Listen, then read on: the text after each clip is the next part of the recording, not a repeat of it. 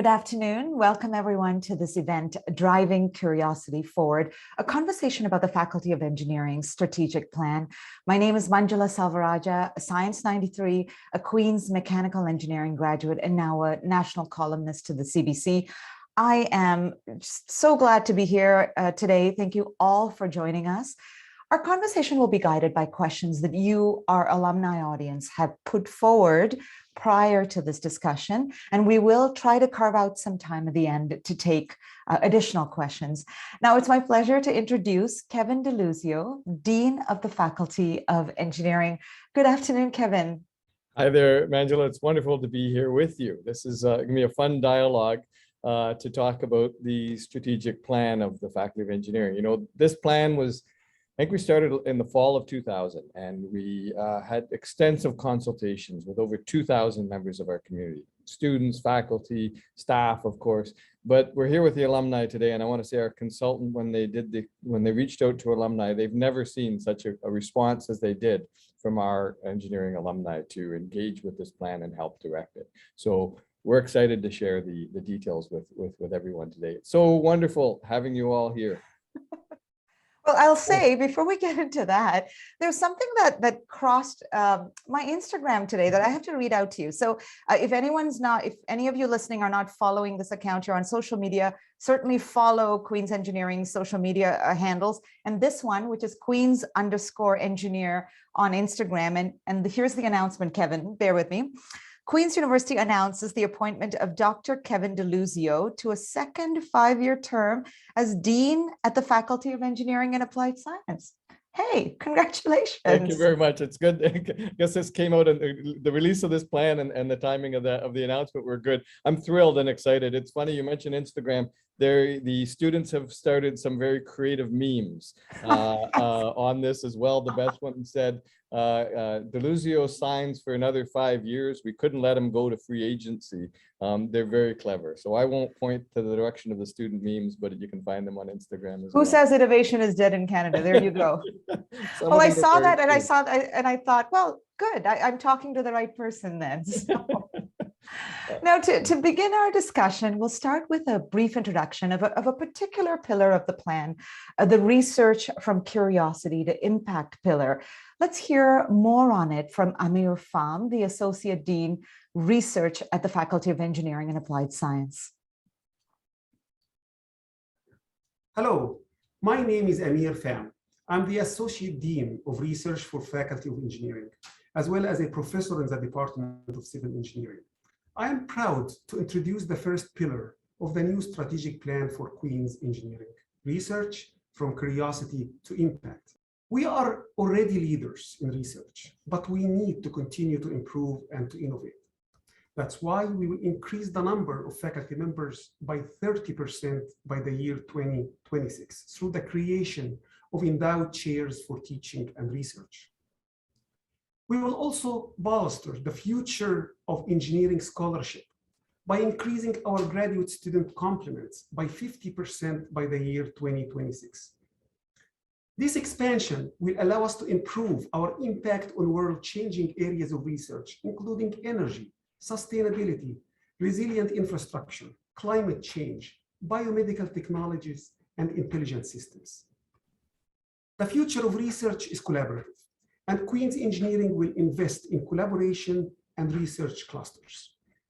Early career researchers will see their careers flourish through mentorship, networking, and funding to accelerate their research careers. Increasing our research to meet the world's grand challenges also means improving our infrastructure and evaluating our needs and augmenting our physical space and technology is also part of this plan. Finally, research that can change the world can only succeed if the world knows about our research. We will invest in making our research visible and beneficial through steps to improve our national and international rankings and strategic marketing and communication work to ensure our work is seen and adopted worldwide.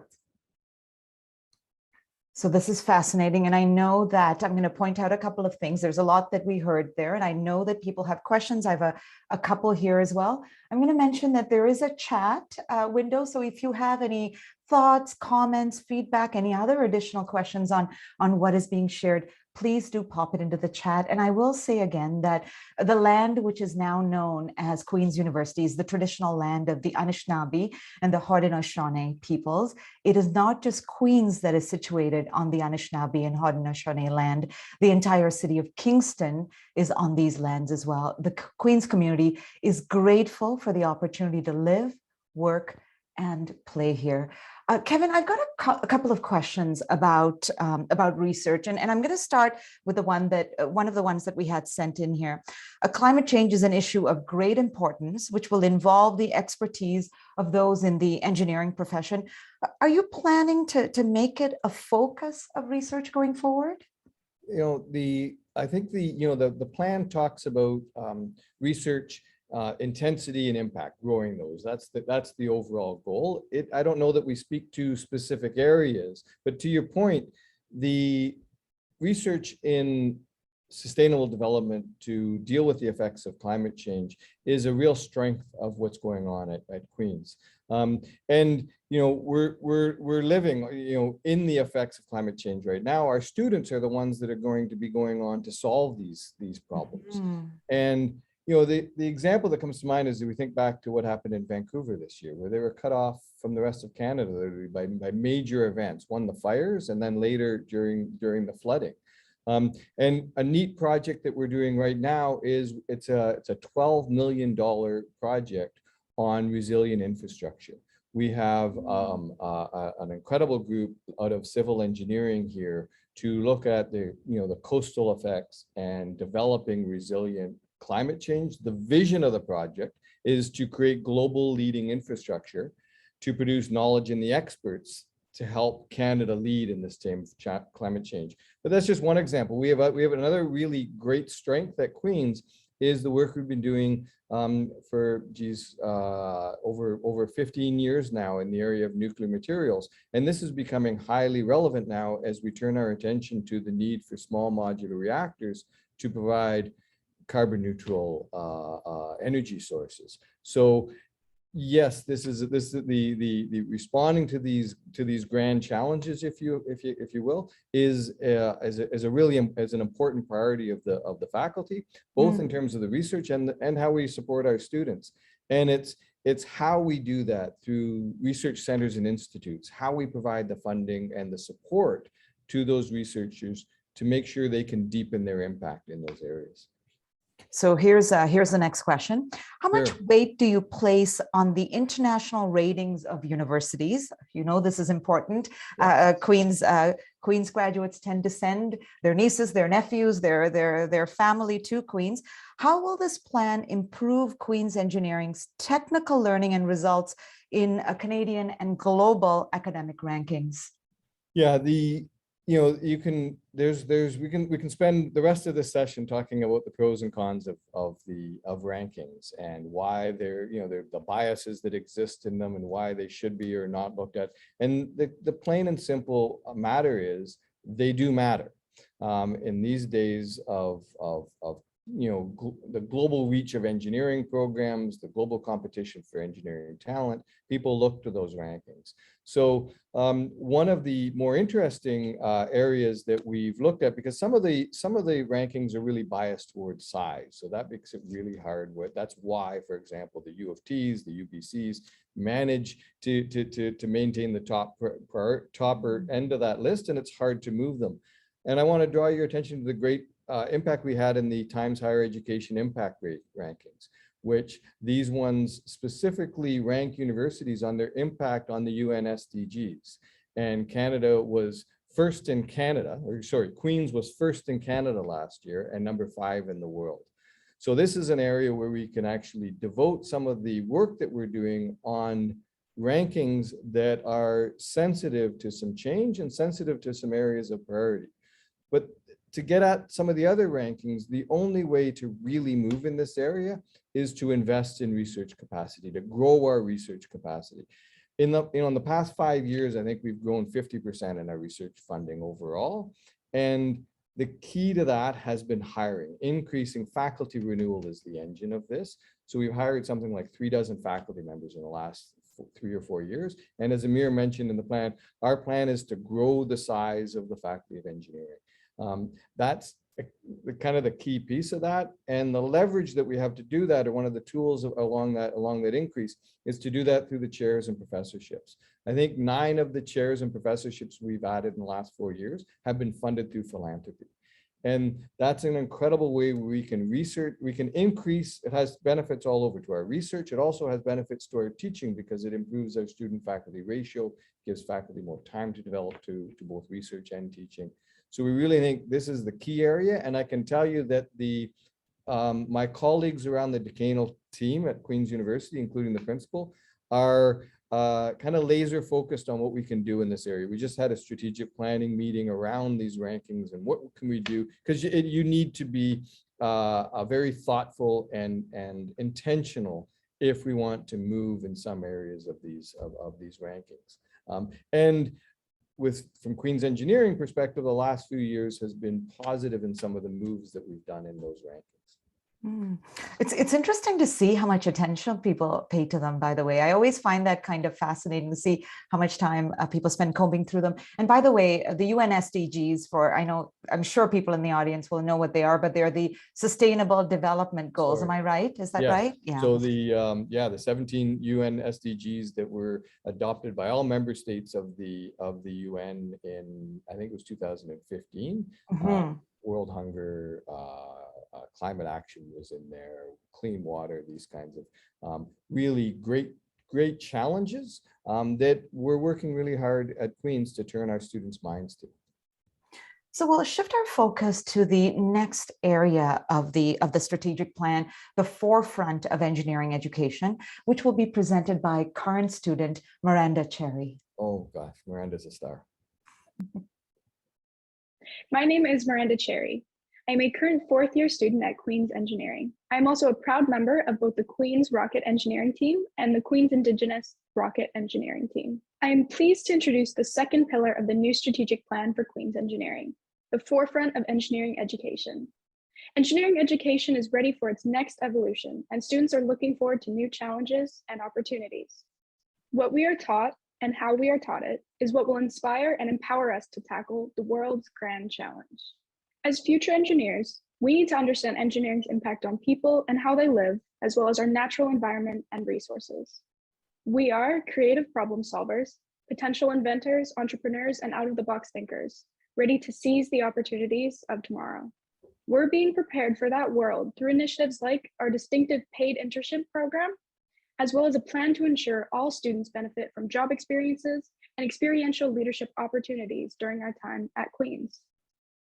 I want to jump in here. I know you want to get to a question, but Miranda is, as you mentioned, is on this 2 of our rocket teams. One as a little longer, I noted, yeah. rocket launching team, and the other one was one we got invited, I think it was 3 years ago. Yeah, it was just 2 years ago at the start of the pandemic, to participate in First Nations Launch, which is a program run by NASA in the US to have Indigenous teams of engineering students compete in a rocket launch competition. We were the only Canadian team invited to this, and Miranda was on it and led our team to what we would call a 2nd place finish. We scored so high that the Americans didn't want to have us winning the competition, so they invented an international section where we placed in that. But the scores were actually second, and I just saw their picture this week. They're going into the next competition, which will be held in person. There's a lot of great stories about that work. But you have another question. No, but I do have a question. I have to make a point that those groups are phenomenal in terms of the experience that they provide and the relationships that you build. I've met people at companies who met because they worked on the solar car team together, or Queen's Project on International Development, or at that time it was called Science Quest. But absolutely, so absolutely, it's we have the highest proportion of students involved in extracurricular activities of any engineering program in Canada. And this is when we talk about the transformation of engineering education, it's really to get more towards those elements. That's really what we're looking at, is to how do we, and it's in our DNA. So I'm very hopeful that within the second term that Queen's will be the #1 engineering program in Canada. And it's through leveraging those things that we're already doing well and transforming those that we're not.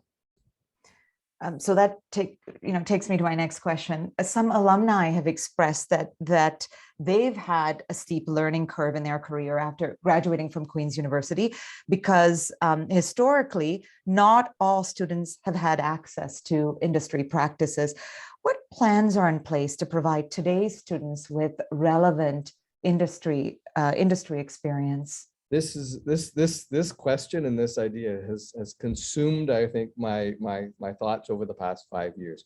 And it's an interesting stat I'll throw out. In 2017, in March, a survey was done across the country, and 50% of the graduating engineering students, and this is in March, they're going to graduate a couple months later, 50% didn't know the job they were going to be starting in that fall. So they didn't know what they're, that's so I think engineering overall has been way too passive in career development for our students. The one exception there is a program like Waterloo, which has its co-op program, which kind of, runs to a different tune. It's a very different kind of educational experience than we have at Queen's. So with Queen's, the goal is to be way more active in this place. And our internship program is our flagship experiential learning program. This is something that our alumni might remember this. Typically we had about 5 to 10% of our students would go out after third year and embark on an internship. The last 3 years have seen we've invested in that program and we've grown it. So the last 3 years, I think there was an 80% growth in the number of students going out in internship. And this year, in the spring of this year, over 40% of our third year students that are currently in third year will go out on internship. That's amazing. And the difference making is amazing in terms of what it does for the student. While they're in their education, it has benefits of mental health. It's a tough year. Oh, I know I'm going an internship later. The employers are turning to this and seeing this as a preferred way to hire and get to know students. So I think last year we had something like 800 jobs available for students. This year we have 2,200. Wow. So the employers are coming to it. So, but again, what else do we do to make sure they do this? So we've been way more intentional about career development or professional development skills that are embedded in the program itself. So in our first year courses and in some of our design and professional spine courses, we talk about and we give them experience with those professional skills that land them jobs, quite frankly, that help them gain into the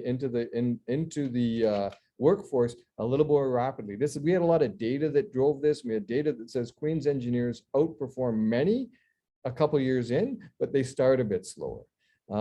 So we want to make sure they land those jobs and we give them the experience here. And even when you talked about the stuff the things that students are doing in leadership opportunities, we're wrapping our arms around that a little bit and getting things like micro credentials for this and having that students realize and give them ways to express that as real leadership opportunities that they can use to again become more skilled and get those jobs.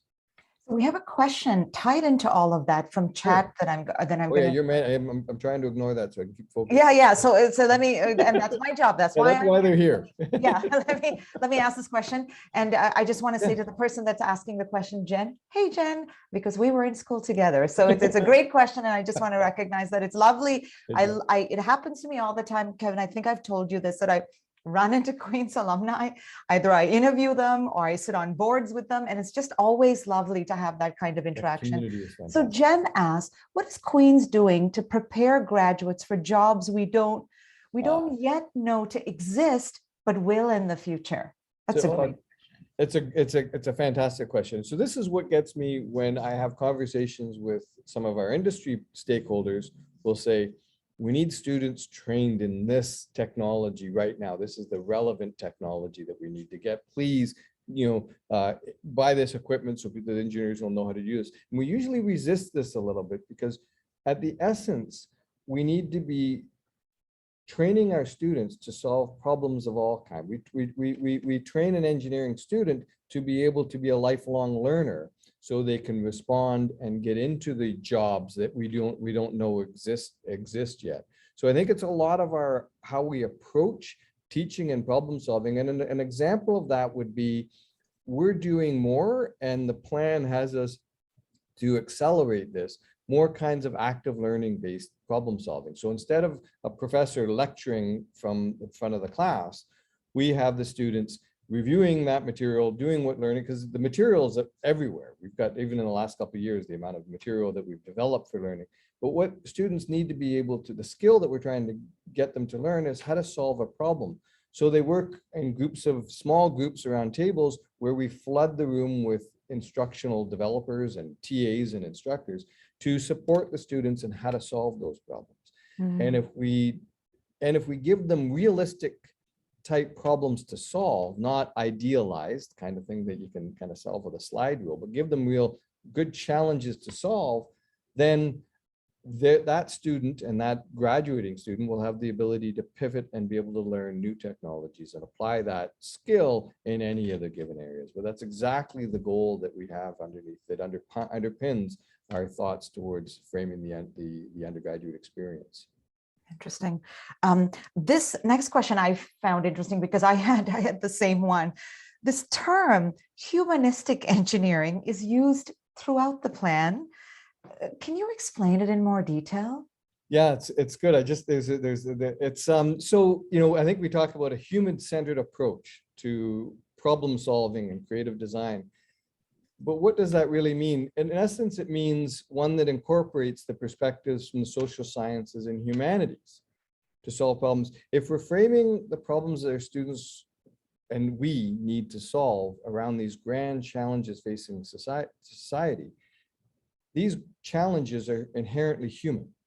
So we need a human-centered approach to do that. So how do we do this? Well, engineering's always seen the value that we need to learn material from the social sciences and humanities. And the way we did this, of course, is asking our students. We all took our complementary studies course. And so, but the most common course that our students take is, I think, ancient humor, which is a course they do very little work in and get a very high mark in because they're optimizing, right? They're in the process of doing. So if you took that course, no, I hope you enjoyed it. I know the professor is a great prof, but that's not what we're trying to get our students to learn.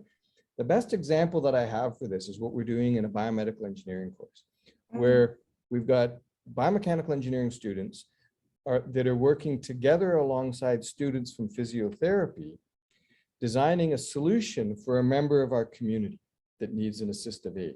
And the students are having to learn how to talk to the physiotherapy students. They're learning about a client-centered design from somebody that's very patient-centered. And at the same time, they're solving a real engineering problem, and they're learning that perspective.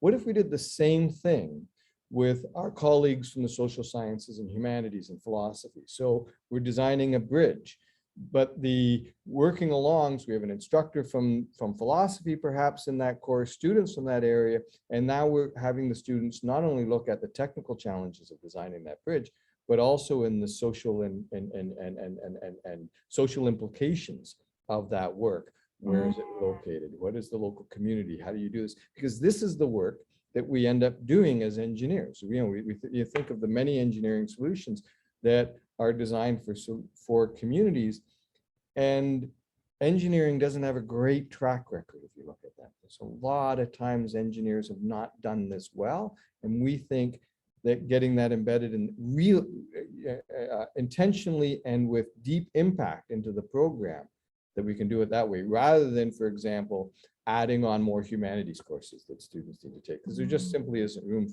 for more courses. It's interesting. I find it fascinating that you're seeding that idea so early, because one of the things, like if I look across some of the graduating classes and the people that you see, there are people that have come out and done things that have an outsized impact on the population globally. They might be working in a small software company here or building a part for a plane there, but the impact is potentially millions of people. So I love the idea that you're seeding that in now. I do have to point out here that I think you're just trying to create memes today. Someone heard it. I heard it too.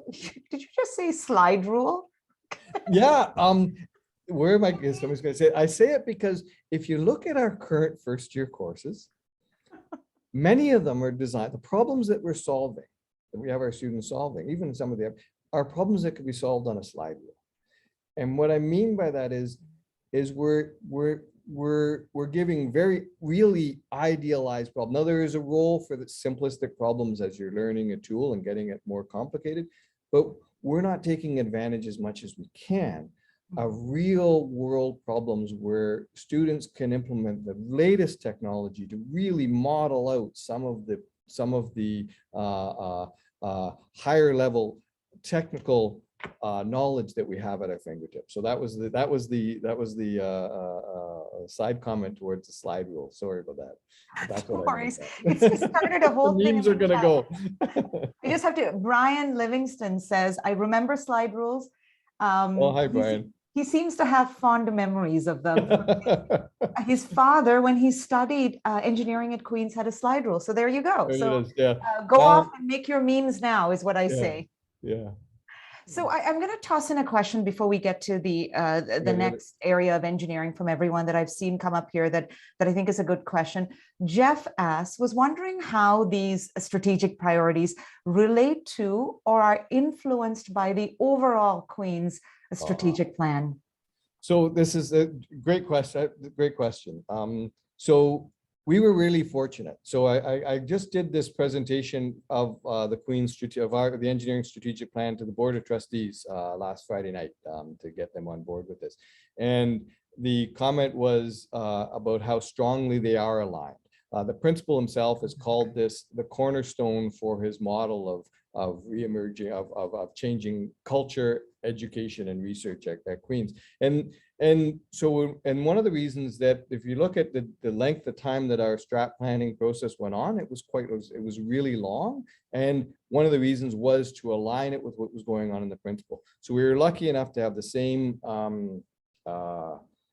consultant working for both engineering and the Queen's overall strategic plan.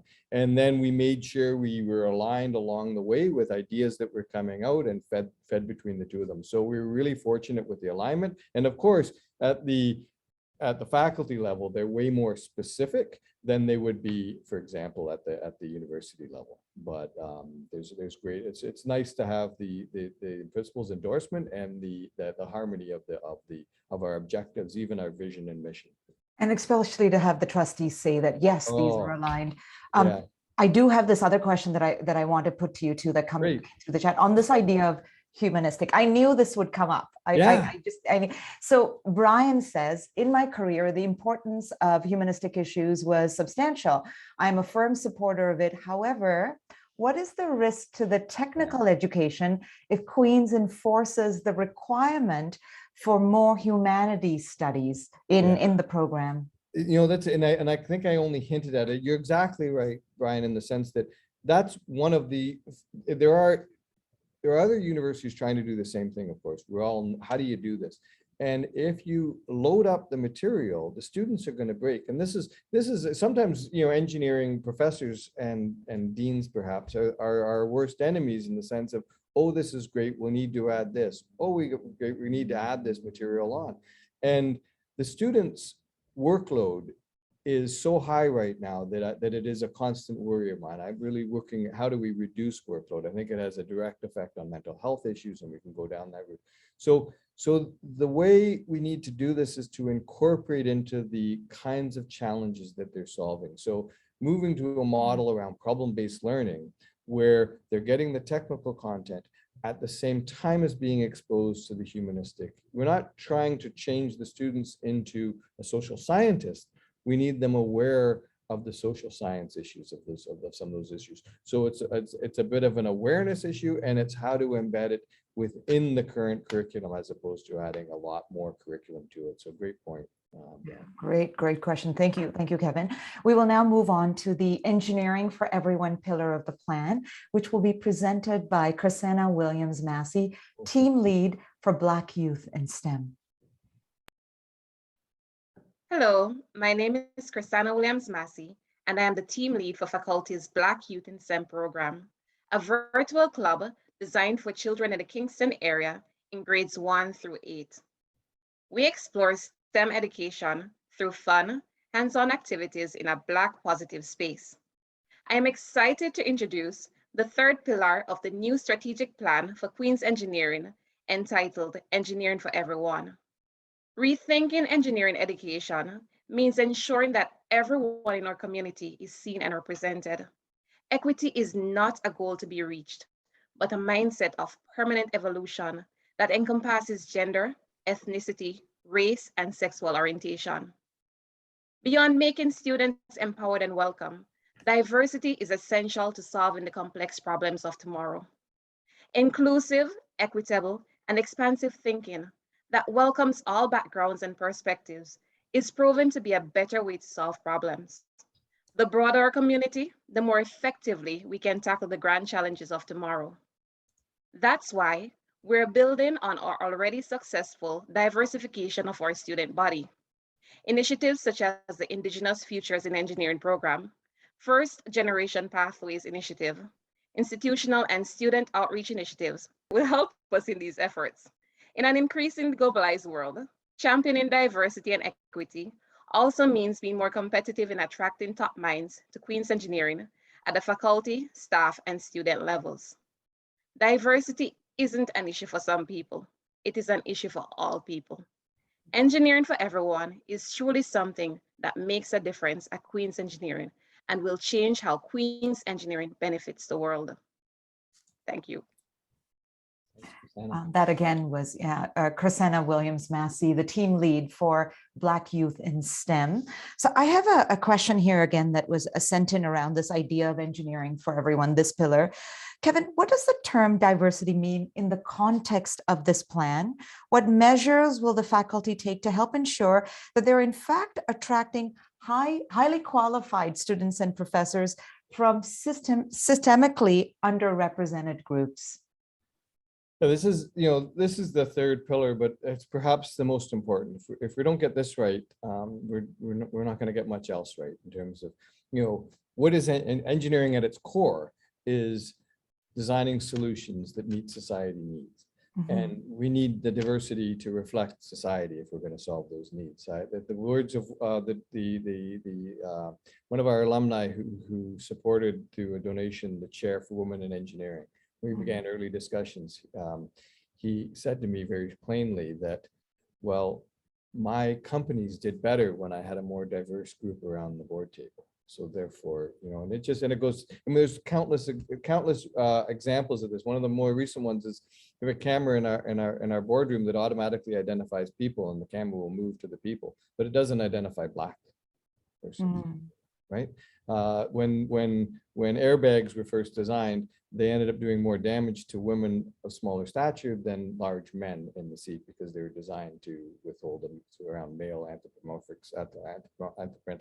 settings. So that's at the core of the why for me in terms of being an engineering program, and in terms of how we do this. The Engineering for Everyone platform that we've put in place, I really like it. I love the name in the sense that there's two meanings in there. One is the fact that we need to engineer for everyone in society. And of course, engineering, we believe, is for everyone. So it plays both ways in there, but it's really just a framework to help guide us. I think the key to making differences is changing policy. We have to do things differently to create the change that we want. And an example that I'll point to is what we did around, of course, one of the most underrepresented groups in engineering is women, and especially at the professor level. So 5 years ago, the percentage of assistant professors, new faculty members that are women in engineering was 5%. So so I had women students who were graduating and said, I've never been taught by a woman faculty member. So we raised that. Now it's just over 40% of our assistant professors are women. And the way we did this is by looking at the policies in place. And we introduced one new one that had a diversity profile of the candidates that had to be approved by the dean before we invite people to campus. And then what that did is that inspired all other kind of changes. Like the ads were changed. We ended up changing the recruitment strategies. We ended up changing the support systems around for early faculty members to help launch their career, and we played into this. And the changes were remarkable, and we need to do the same kinds of things around different areas of diversity, well, to get more equity deserving groups into our community. Again, you mentioned the Indigenous Futures in Engineering program. It's really serving as a bit of a template for us in terms of how to do this. We have started to work with Black engineering students here at Queen's to talk about how we make it more welcoming for Queen's. I hesitate to say that, our community, the wonderful community that you talk about that is Queen's Engineering, where our students will talk about how they were in Toronto and they had their jacket on and someone noticed them, and they, with immediate connection, and how strong that community is. It works for many of us, and it alienates others. And so what we're really talking about as well is the policies that we put in place and the practices that we do. We're really talking about changing the culture. And I can tell you that the students are amazing allies as we talk about the kinds of changes that we need to do to increase that diversity and make this community welcoming to all, really. It's interesting that you say that it's definitely an admirable effort. I was interviewing this woman who's the founder of a reasonably successful startup, and she was talking about, when engineers solve problems, the key thing is not the idea, but the question. And the more diversity you have, was her explanation, was the sharper the questions are. And the sharper question, I mean, Kevin, you and I could chat about this for an hour, but that framework that she presented, I thought, yeah, I could agree with that the better the question is, the better the idea or the solution is. It was just a fascinating. It's a brilliant comment. And, we're working right now with this group around piloting some of these initiatives called How to Change the World. We have students from Queen's, McGill, Ryerson, and Waterloo all working together on a 4-credit course. And most of that course is about asking the question, what's the problem? And it would be exactly aligned with the kind of talking that what you're describing from that contact of yours. Now, you mentioned just a minute ago the Indigenous Futures in Engineering program. You've said before that you're very proud of its success. What steps is the faculty taking to incorporate cultural awareness around Indigenous lands and cultural practices into the curriculum, particularly for disciplines such as mining or civil engineering, where students may be working directly with Indigenous peoples? Yeah, this is this is a tough question, because I'll say quite frankly that we're not doing this very well in terms of really embedding in this program. Now, the program that you talked about, yeah, it's celebrating its 10th year anniversary. What was then called the Aboriginal Access to Engineering. 10 years ago, where there was 4 Indigenous engineering students at Queen's. Today, there are almost 50, and about 45 have graduated. A couple of years ago, we graduated more Indigenous engineers from Queen's than any other program in Ontario, engineering program. So the core, when we look at what the core of that was, it was about providing support for the students to make sure they succeed, academic, cultural, social, emotional support as well. And it was about community outreach to increase the diversity of, to provide that STEM outreach. I think it's reached more than 20,000 Indigenous youth in communities. And this is much of the work of Melanie Howard, who runs that program. But what you're talking about is something much more, and it's really a response to the TRC, the Canada's Truth and Reconciliation Commission, put out challenges. Queen's had our own response to that. And one of the directives was to embed this Indigenous ways of knowing, Indigenous elements of the curriculum into our courses.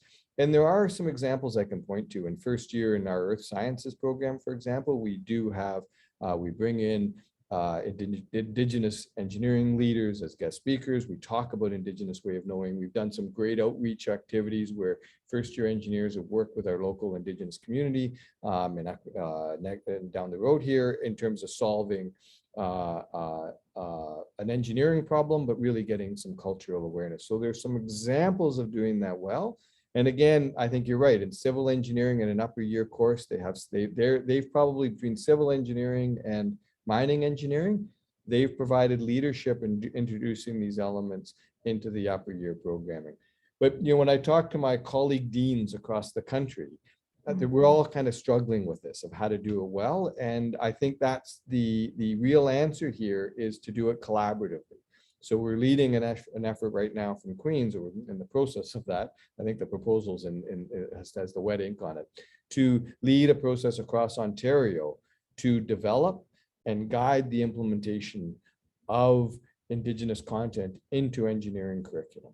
So I think that's where I'm really hopeful to be able to do this at a scale that'll have a much bigger impact. And the students are very receptive to this. We just need to do a lot of training and development for our instructors who don't are not as comfortable doing this, quite frankly. And so it's a work in progress. And a work in progress, not where I want it, but it's important. Yeah, and I'm sure that alumni will want to hear what happens with that over the next 5 years. I'm just going to say to everyone that I'm happy to take more questions. Please pop in any comments. Thank you very much for dragging Kevin about the slide rule comment on chat. That has been a ton of fun. I can't wait to look through this chat later. And very distracting for me, but I appreciate the humor. But if you have any questions, please do put them up. I'll make sure that I put them to Kevin. How are you going to measure success here? What are the benchmarks and timelines that'll be put in place to allow you to know that you're meeting these goals and objectives? Yeah, this is I smile here because this is something that we had a wonderful strategic planning committee, and of course you put a bunch of engineers in a room and all they want to do is count and measure everything. It was all so at one point the strategic plan just looked like a bunch of metrics, and I was like, and I also, I mean, I'll admit I was 4 years into the role before I developed this strategic plan, because we kind of knew what we wanted. We had our priorities in place, but I was really not a fan of strategic plans. I saw many of them sit on shelves. I had many of them in here that were sitting on the shelves that had been put in before. Some of them implemented, some to lesser degrees. So my thinking along this is very much in line with the consultant who I had guide us through this process, Alex Usher from Higher Education Associates. So yes, you'll see some of the objectives. I can't remember how many, there's like 40 or 50 objectives within the strat plan. And some of them are very specific and measurable. We want, in terms of the number of faculty the faculty number increase that we want to go, the research income that we're trying to get to. So some of them are very in the classical sense of are your objectives specific, measurable, and timely. But it's really important for me to use this plan as a way to guide our decisions and our objectives. And these are some things that I want my head of chemical engineering to guide what they're doing. And I resisted the tendency to have everything in that nature. So again, it's a bit of a philosophical approach that I want the community here to think about, what are we doing? What are our goals and how we can achieve them? So not everything is specific, measurable. Some are more aspirational. And I'm a sailor, and I think Alex might have had this analogy as well. And I think this is more like setting a course, as you do in sailing. You set a a general course that you're going to go to, but you constantly adjust to the local conditions. And it doesn't mean you're sailing and not trying to achieve the very goals that you had, but I'm hoping that the plan is general enough and aspirational enough to allow people to adjust to the local conditions as they change, just the pandemic, or the local conditions that are different in, for example, the mining area than they are in our new robotics program. So the how we'll do this is, I think, keeping that document. We're trying not to print too many hard copies and keep it on the web, so we keep it lively. We keep using it. It's amazing for me to see it already. I had our curriculum planning group come in and talk about what they were going to do. And they said, well, gee, we used, of course, we had the strategic planning process, and that allowed us to say, focus our choices and narrow what we want to do. And if it's being used in that way, that's a win. And then we'll update it if we're getting things wrong. Well, I think I asked you this question when in that brief minute before we jumped into this session. It came in from alumni, and now Kadra has actually put this question up in the Q&A as well. What support are you looking for from others to help implement the strategy? And then the question we got from someone in the alumni audience is, how can alumni get involved? How can alumni who are interested in any aspect of this strategic plan, whether it's the forefront, the engineering for everyone, any of those aspects, how can they offer assistance? Yeah, through a number of ways. I think, we're likely to have on specific topics within the plan. There's been some working groups that have been thought up and others that have already starting, and a couple of these will need alumni and engagement and input on, especially the output. So if you see an invitation or word about some of these working groups, please volunteer your time. The big one is about engagement with our student body. So if you can provide some kind of partnerships, either to hire our internship students, hire our students, or be involved in the research partnerships, for example, as well as the internship, that would be wonderful. And of course, we do the things that differentiate us as Queen's University, as opposed to some of the other engineering programs in the country. The things like our competitive teams, our leadership opportunities for students, some of the incredible experiences that we can give students. Many of those we do because we have philanthropic support. The difference, to be able to have research chairs or our chair for women in engineering, many of these we have because we have the philanthropic support that has come from alumni. So I won't, I have to say that one way to support is financially, and it is again what differentiates Queens because of our incredible alumni. And there's a story here that I can say is, Mr. Bruce Mitchell in 2016-17 gave us a very large donation to fund Ingenuity Labs. This was a research institute to support work that we were doing about the application of AI. Think robotics, smart systems, intelligent decision-making systems, but really at the application end. So that allowed us to bring in, it was the space, wonderful, beautiful Mitchell Hall, but it also got us 5 professorships. So 5 new young professors that we were able to attract from across the world because they were named professors. That's incredible. From ETH Zurich, from MIT. And where did that go? Well, then we had this wonderful research institute, and that developed or gave energy to professors that then developed a new robotics program that we launched last fall. So it was a new undergraduate program that came out of that.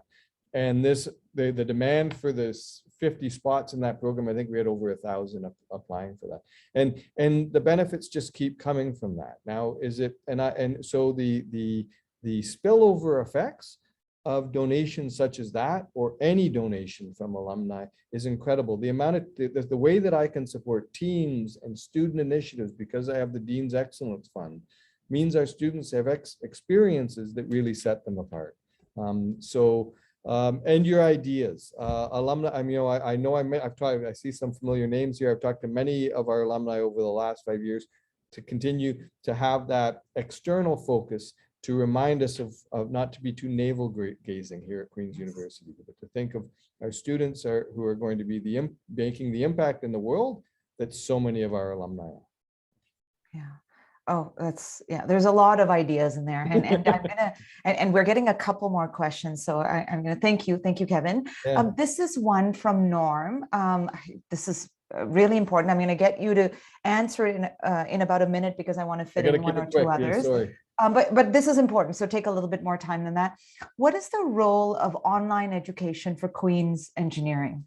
And I know it's been a big part of things through the pandemic. Oh yeah, Okay, so that's a great question. Obviously motivated from the last 2 years of this pandemic. So let me say one thing really clear. I'm really proud of what we did over the last 2 years, especially when we were doing remote learning, but engineering is an in-person experience.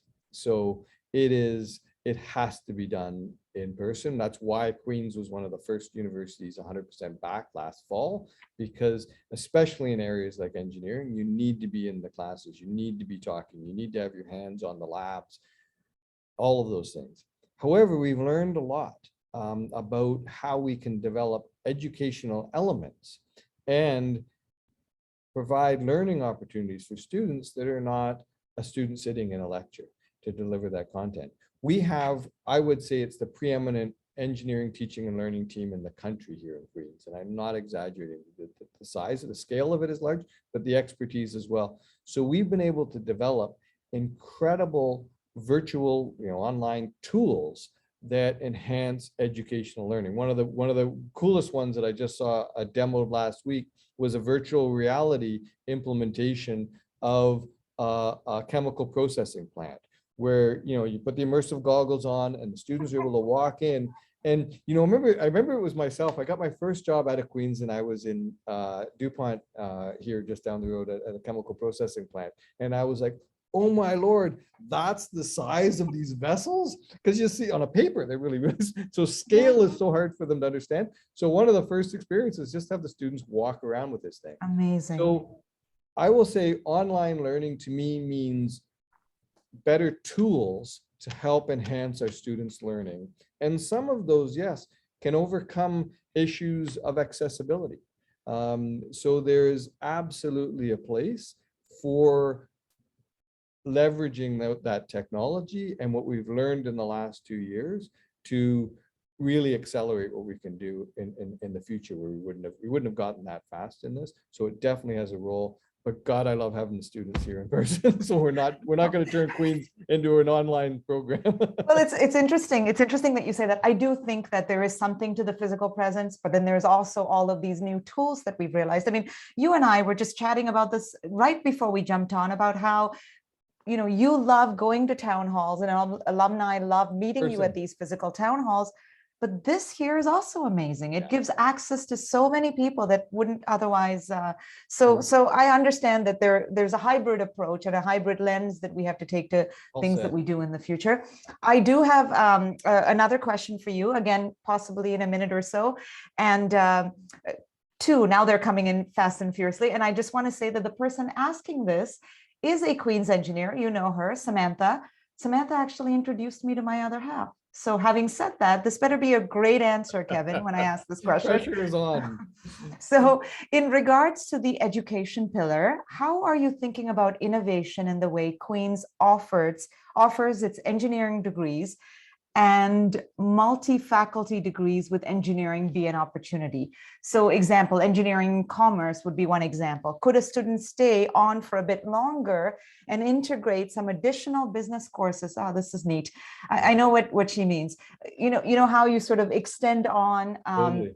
and integrate some additional business courses and get some recognition for that. Yes, in terms of either a dual degree or yes. Because that's so one of the things that we're doing right now, for example, which is highly popular, it's very popular within the students, is that we offer a certificate in business. So students take an extra few courses and they graduate with a certificate in business. So it is something at least, and some take an extra bit of time, but most students you can finish it within the prescribed time at Queen's. The internship option gives us abilities to do this, because when students are on internship for a year, they're working for a full year. Well, when you're working at a job, it is not that not much of a stretch to think, hey, could I take a couple of online courses while I'm doing that working environment? So that offers us an ability to think in a way that we haven't thought of before, of that 5-year degree period, adding some extra courses for this. So what are some of the initial plans? I just had a discussion last week at dinner, actually, with the Dean from Law about a joint engineering law program that we have kind of contemplated before, about being able to do that. And yes, with the new dean at Smith, Wanda Costin, is a dynamo. She is simply amazing. I can't say enough about her. And we're having a discussion about that as well. So I think our students want to do this already. And one thing we do with very little barrier to entry is dual degree programs. So if a student wants to come out with an engineering degree and a philosophy degree, or an engineering degree and an economics degree, we do dual degree programs. And we don't advertise this well, but we do almost anything the student will dream up. So we support that, but the student has to really dream that up. I think what your friend is asking more is what could we do very intentionally to say, here, come to Queens and get this kind of opportunity out there. So yes, we do have one of the objectives in the plan is for a small task group to look at exactly those kinds of opportunities and come back with some recommendations. Great. Well, so you've got the 5 years now, Kevin. Exactly. Yes.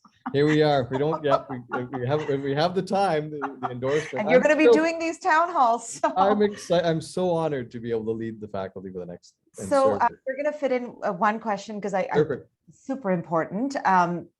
It's been on my mind too, in a lot of other areas. Let's just assume for now that we're at a different stage of the pandemic. Kevin asked, how are you finding the preparation of students who have graduated from Ontario high schools in the past 2 years? What steps are you taking to make up for any gaps there, any deficiencies?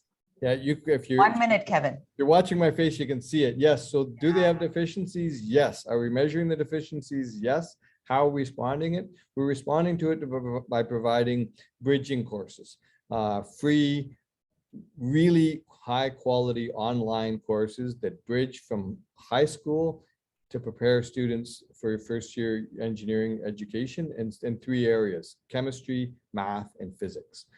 We developed those courses a couple of years ago and we're enhancing them. And I'm almost at the point now where I want to make them requisite for our students, because we see the students that do them do better. You're right. I think this is, and it's something that will probably continue as well, not just for the current, not for this current outcrop, but they're there. Amazing. I was within the minute too. Yeah, we've got 2 minutes. So I'll just say Carson Cook has a question, but if I could have someone on the team here respond to you, Carson. I'm so sorry we can't fit that in, but it's an important question about, I believe it's EDI, and I'm hoping that someone can respond to it. We'll make sure we go through the questions afterwards. So I'm just going to read one last line before I leave, because this does this to me. This is a comment from Andrew in the chat. In May, it'll be 40 years since I graduated from Queen's Applied Science, and I still talk proudly about my engineering university. Same here. Same here, Andrew.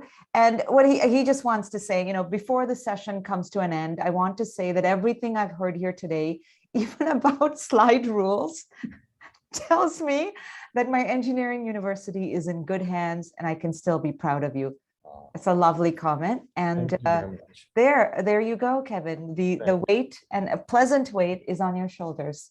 Thank you so much. I really want to thank you, Manjula. This was really fun. I really appreciate you taking your time to do this with me today. To all of the alumni here, thank you for giving of your time, your input, your ideas, your questions. Please continue that way. I look forward to seeing you in person in the next year. I'm going to be back out on the road, and I look forward to seeing you again. Thanks, everyone.